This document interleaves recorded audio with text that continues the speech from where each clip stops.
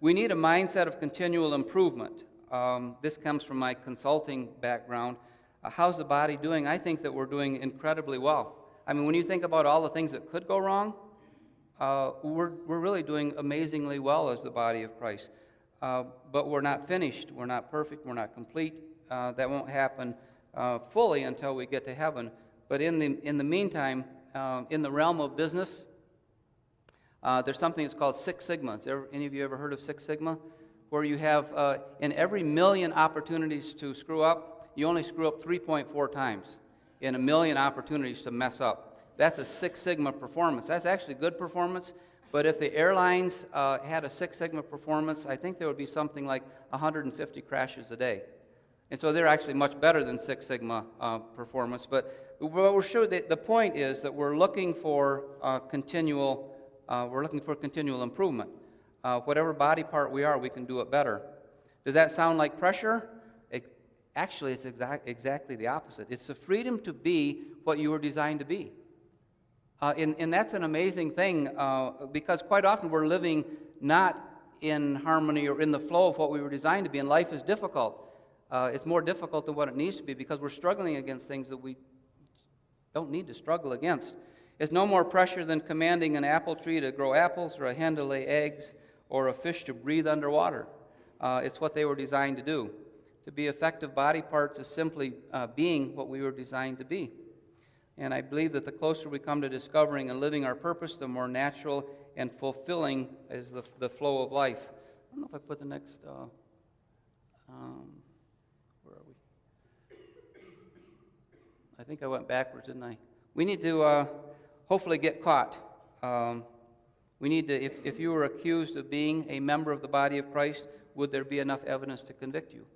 If someone was following you around, if they were videotaping you on the sly, would there be enough evidence to convict you of being a member of the body of Christ? So in review, we've talked about some of the things that we need to do in order to get past the spasticity and become better at being members of the body of Christ. These are some of the things that we've talked about.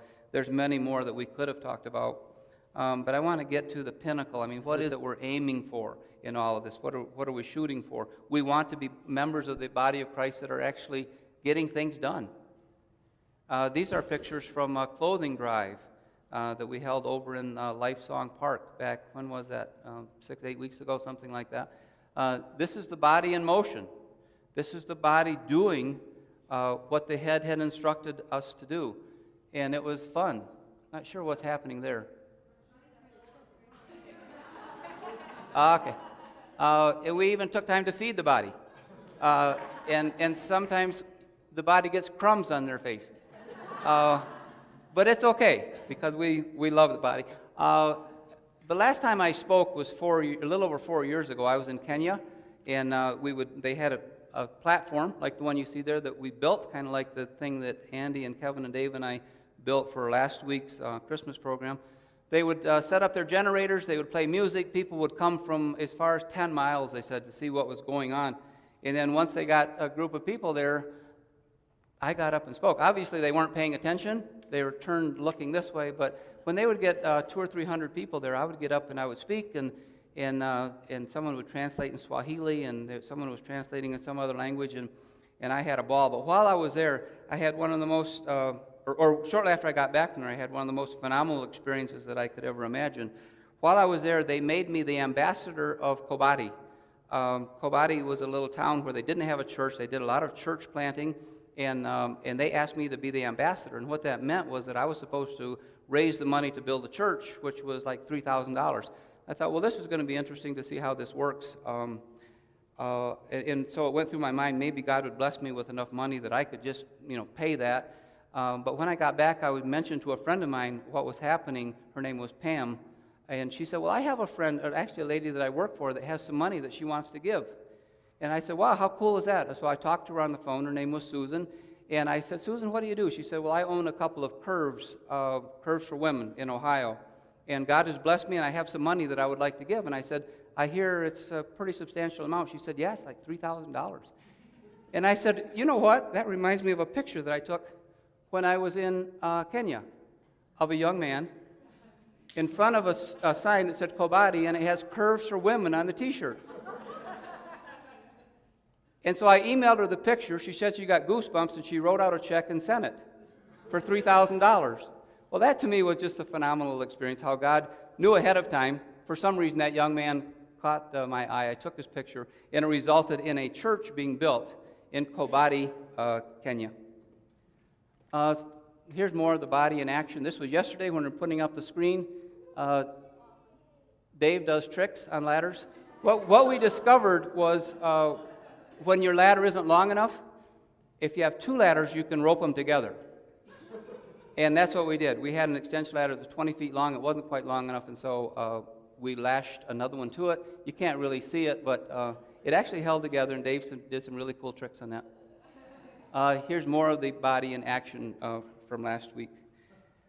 So that pretty much wraps up what I wanted to say. The goal is, did you see that lady here on the right? She's a beautiful lady. She's why I'm here in New Mexico. The goal is a perfectly coordinated body subject to one will, with each member used to exercise his specific skills, with the result that what is done is to the personal benefit of all. A professional symphony orchestra under the direction of a perfect director, or a football team coached by a perfect coach, demonstrating a team of highly skilled players, each with the ability to function so that a perfect meshing of coordinate abilities brings the result desired. And this, to me, is the crowning glory. The body of Christ, as she goes about in the world in obedience to his divine command, is God's ideal symphony and ideal team. That, to me, is intimacy between the head and the body. So hopefully we will continue to work through those areas where we find ourselves being somewhat spastic, and we will become the synchronized body of Christ. And I appreciate your attention today.